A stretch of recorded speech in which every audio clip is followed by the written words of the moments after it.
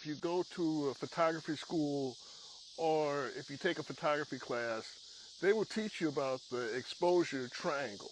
My first picture I took, I was in kindergarten, and the teacher gave us shoe boxes, and we were to go into the closet and put this piece of photographic paper in the shoebox. Well, the shoebox was a certain length, and we were told to poke a small hole at the end of that shoebox and put a piece of paper over it, or tape, masking tape over the hole.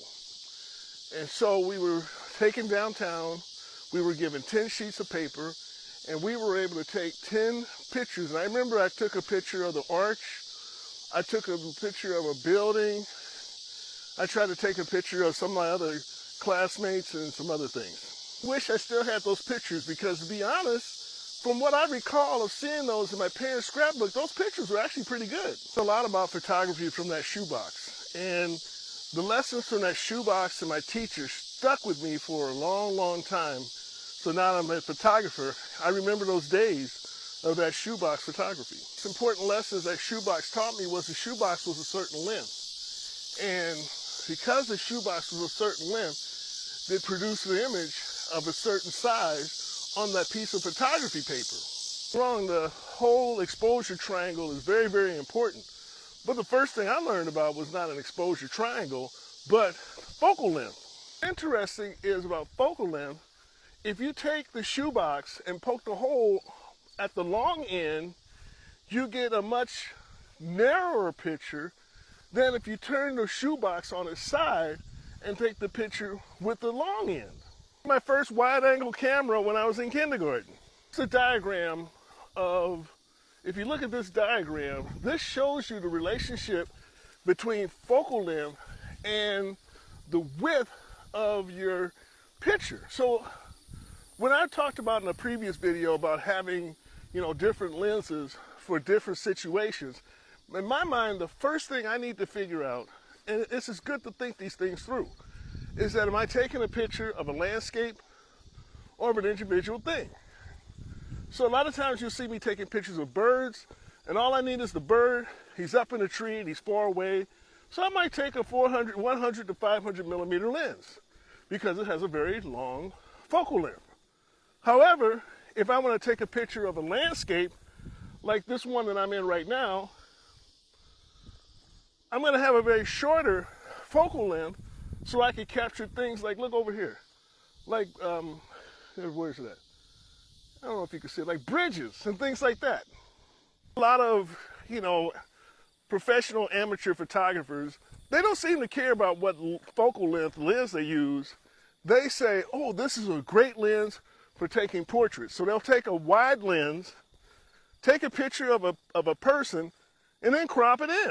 Of course, you can do anything with Photoshop and Lightroom, but wouldn't you want to take the right picture in the first place? Most of the time when photographers say that they're doing their editing, they're basically fixing things that they fucked up while they were taking the picture.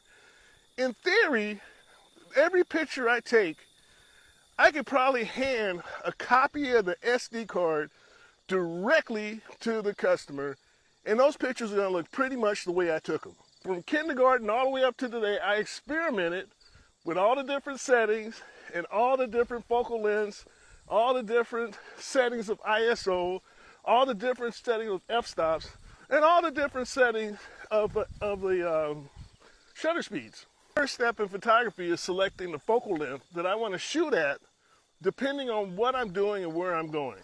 Step is always to determine what story am I trying to tell. Is the location important to the picture, or it doesn't matter?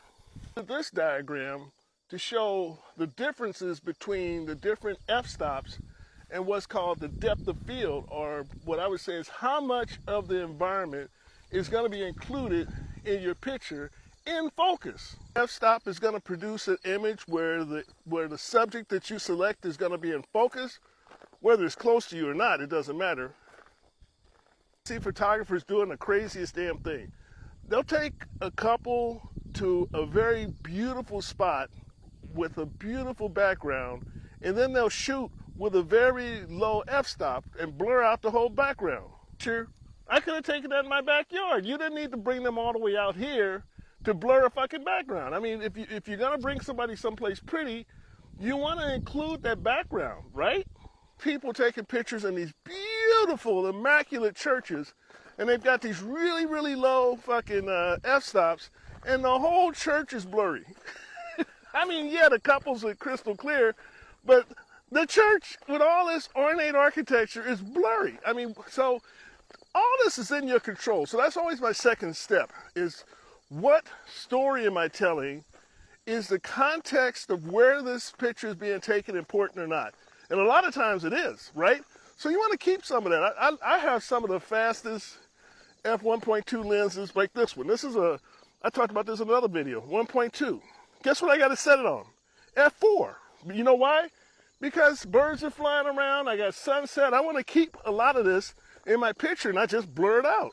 Next decision you have to make is, are you taking pictures of something sitting still or something flying or moving, right? And that's going to determine your shutter speed. Made all those decisions, you look through your viewfinder or your exposure meter, and you'll see that your picture is either underexposed or overexposed. If it's underexposed, you got a chance. In the garden, the only thing I could do is use that. They had I think it was ISO 800 paper, and that's it.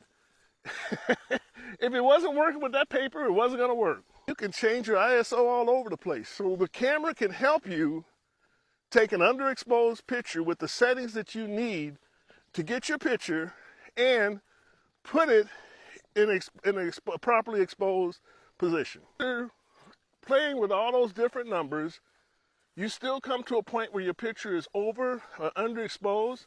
You may have a shot that you just can't get. Jamaica once, and I saw this amateur photographer that was actually charging people money.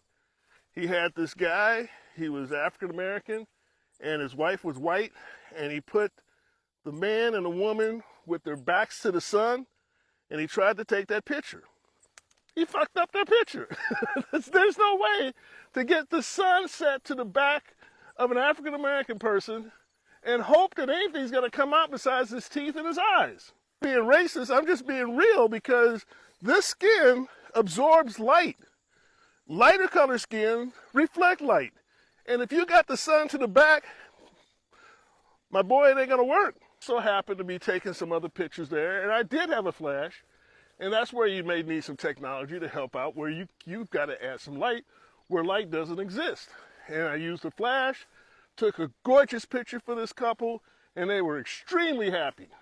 I remember when I first started becoming a photographer after the kindergarten, obviously, and I would watch other photographers, and I dedicated myself that I would do something different than what these guys were doing. Get some logical approach like I just described to you. They would just take that exposure triangle and just start flipping around with their f-stops and ISOs. They just changed every damn thing until something came out. They're doing exposure triangle roulette.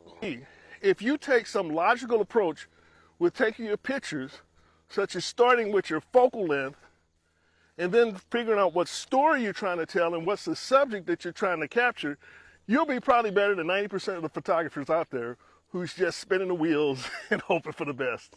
It takes like 2 or 3 weeks to 2 or 3 months to get your wedding pictures, because the guy done fucked up your pictures and he's sitting at home after the facts trying to fix it and crop it and clear up shit that he should have done in his fucking camera.